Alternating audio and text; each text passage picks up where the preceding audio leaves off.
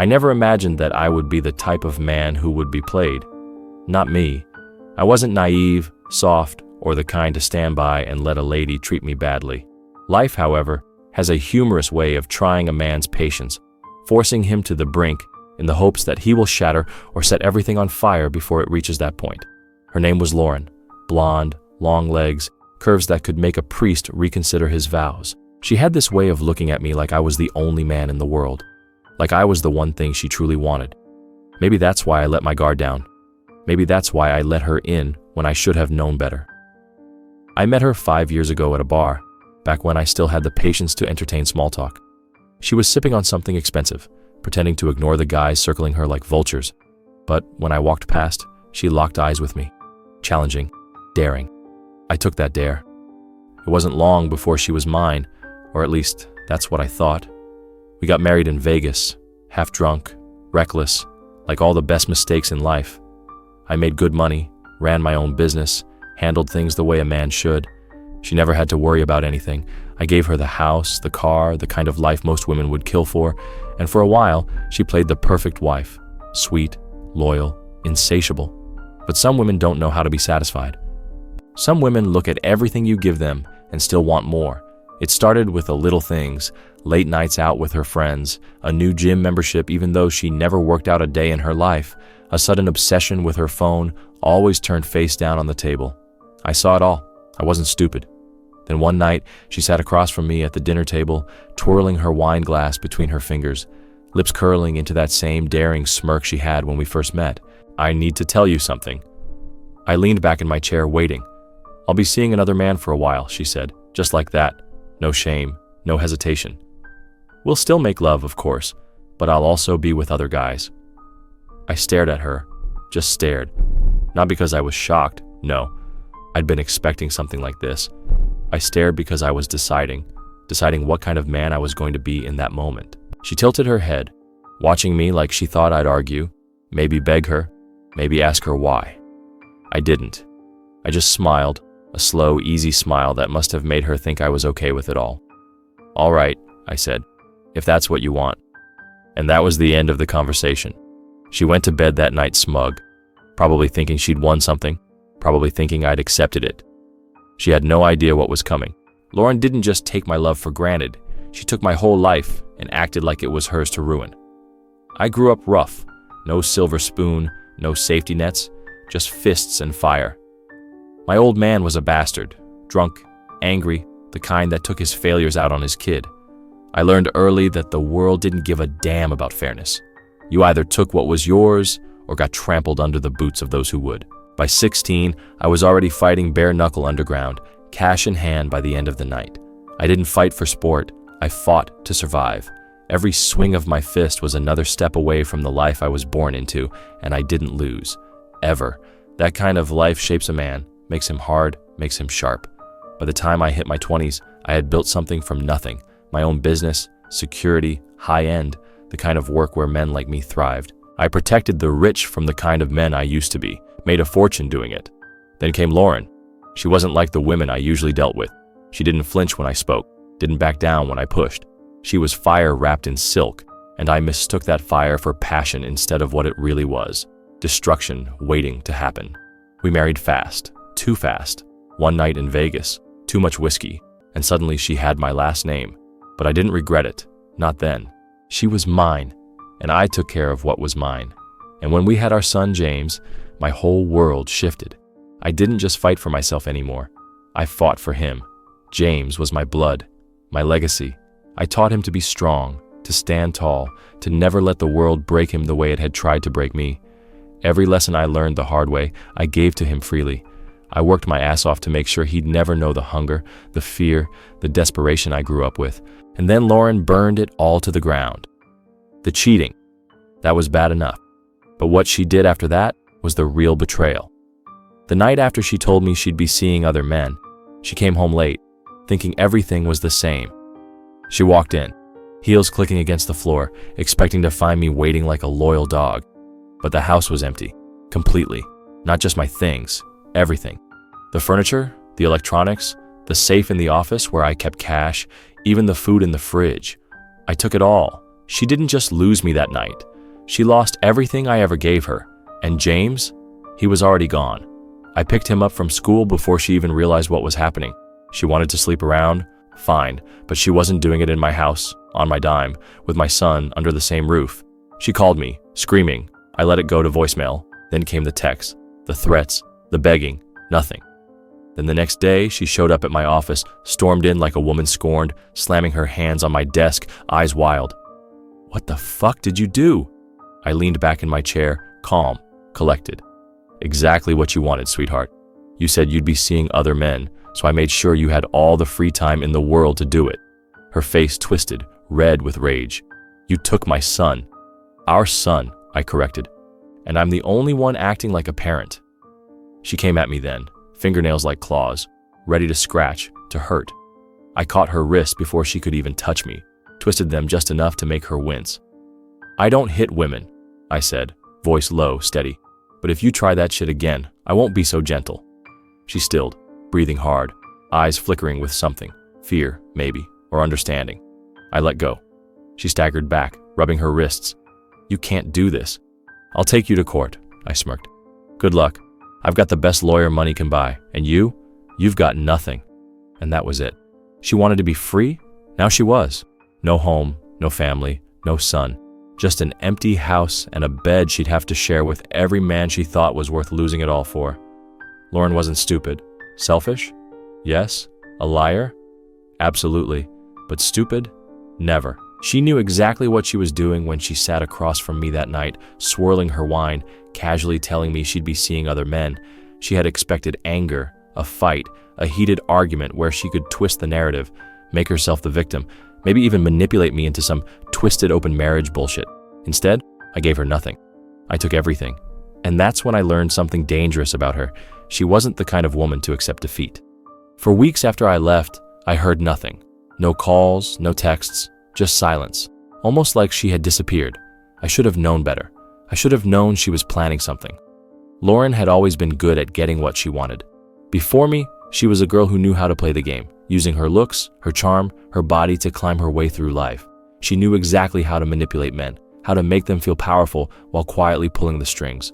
But with me, she had no control, and that's why she did it. She didn't cheat because she was unsatisfied. She cheated because she wanted to prove something to herself, that no man, not even me, could ever own her. And when I took everything, I didn't just humiliate her, I destroyed the illusion she had built in her mind. So she did what any cornered animal does. She struck back, and she made it nuclear. The first sign? It started with something small, a call from my lawyer. Your accounts, he said, voice tight. They've been frozen. What? My grip tightened around my phone. All of them? All of them. I didn't need to ask why. Lauren. I had locked her out of my finances before I left, made sure she didn't have a single cent to her name, but she had found a way to fight back. Turns out she had been planning this for a long time, long before she ever told me about the other men. While I was running my business, making sure she never had to lift a damn finger, she had been laying the groundwork for her revenge. Fake accusations, lies, a carefully crafted story about financial abuse, emotional control, and of course, the ultimate dagger, claims that I was a danger to our son. I laughed when I first heard it, a bitter, disbelieving laugh. She can't win this, I said. My lawyer didn't laugh. She doesn't need to win. She just needs to drag this out long enough to ruin you. And she did. The next hit came fast. My business, the company I'd built from the ground up, was suddenly under investigation. False claims, lawsuits, clients pulling out, not wanting to be associated with a man with a history of domestic issues. My own employees started looking at me differently. Even the ones who had been with me for years, who knew me, started to hesitate. That's when I realized just how deep Lauren's manipulation went. She had been planning this for months, and she had help. Not from just any man. No, that would have been too easy, too predictable.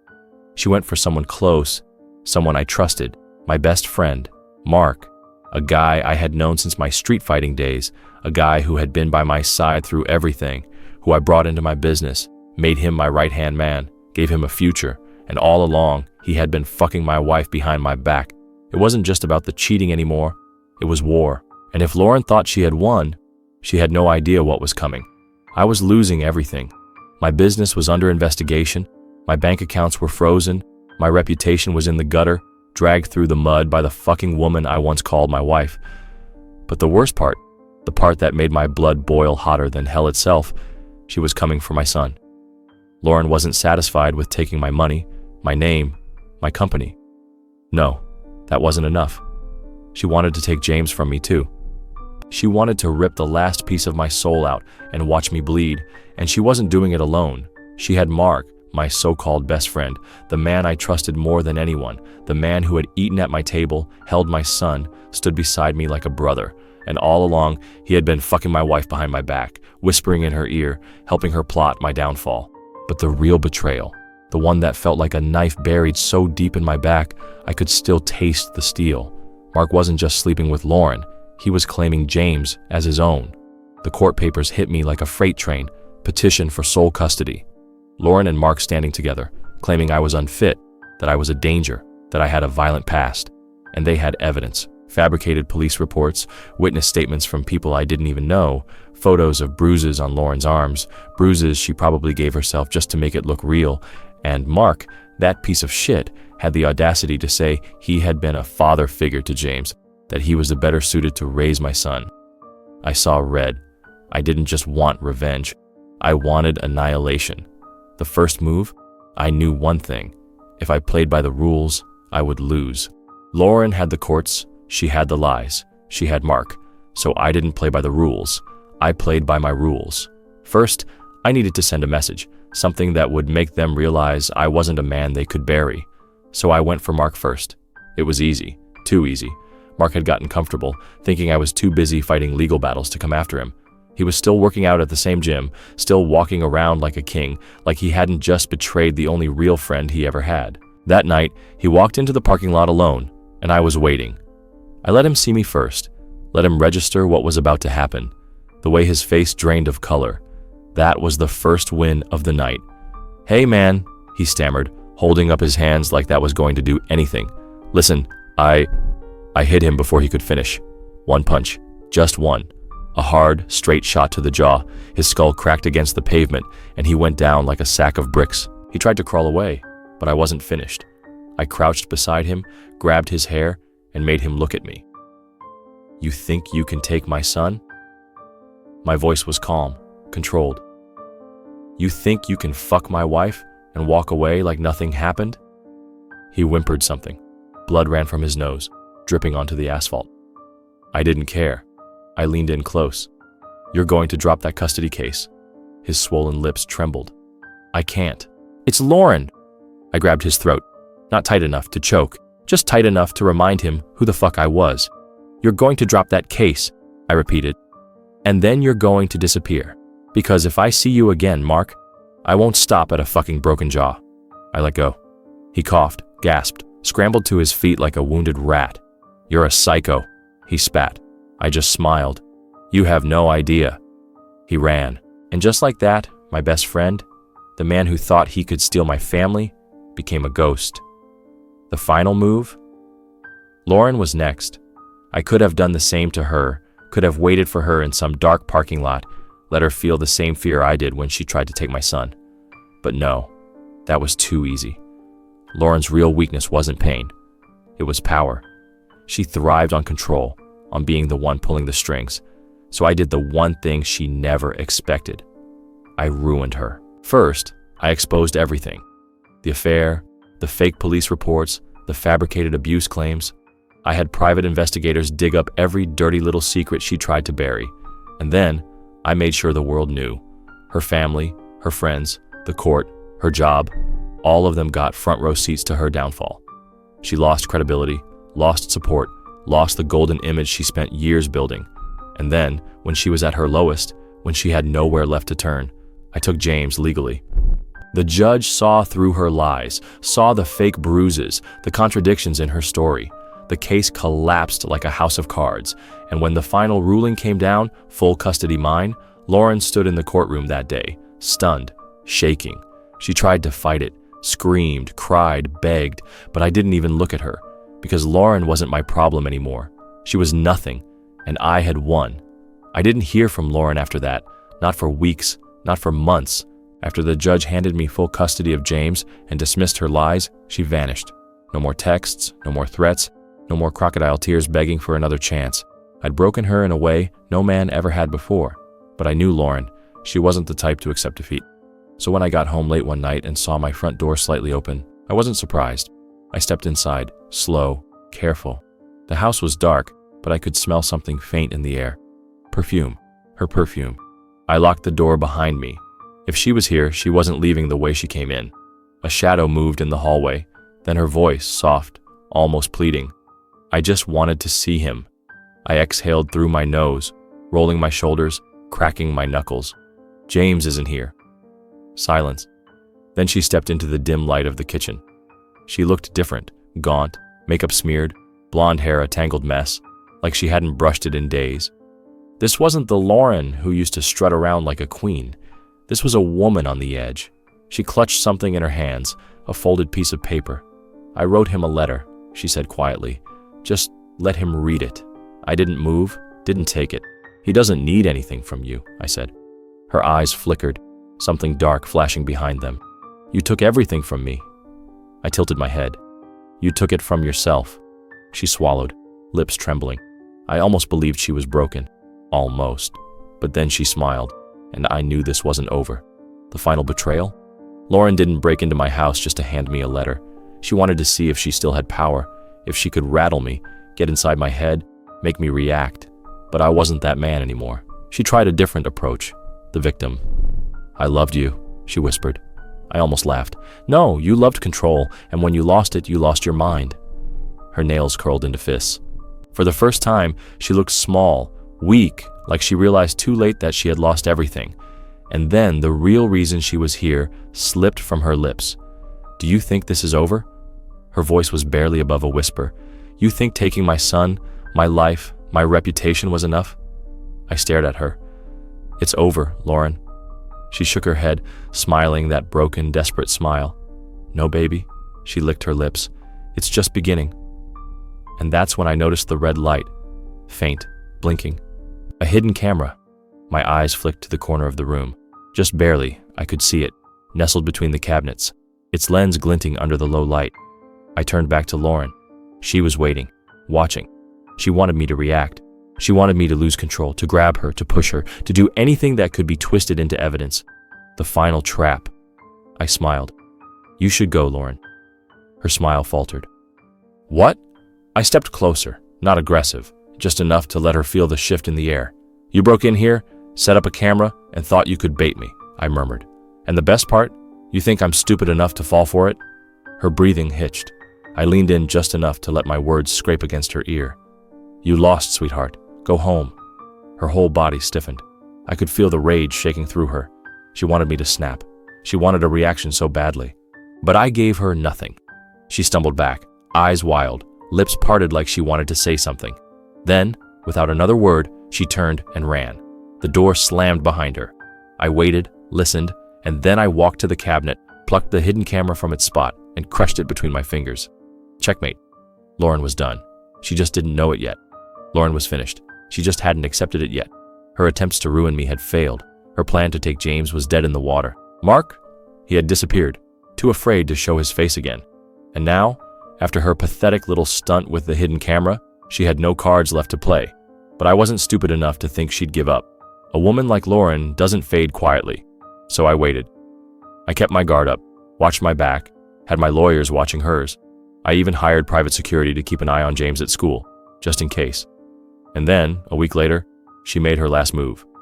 The one she thought, the last betrayal. It was 2 a.m. when my phone buzzed, a blocked number. I answered, expecting another one of her drunken voicemails, but it wasn't her. It was a cop.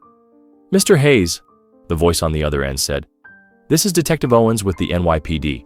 We need you to come down to the station. I frowned. Why? There was a pause. It's about Lauren. Something in my gut tightened. I grabbed my keys and left. The final lie? When I got to the station, they took me into a cold, sterile interrogation room. 2 detectives sat across from me, faces blank. One of them slid a folder across the table. Inside were pictures.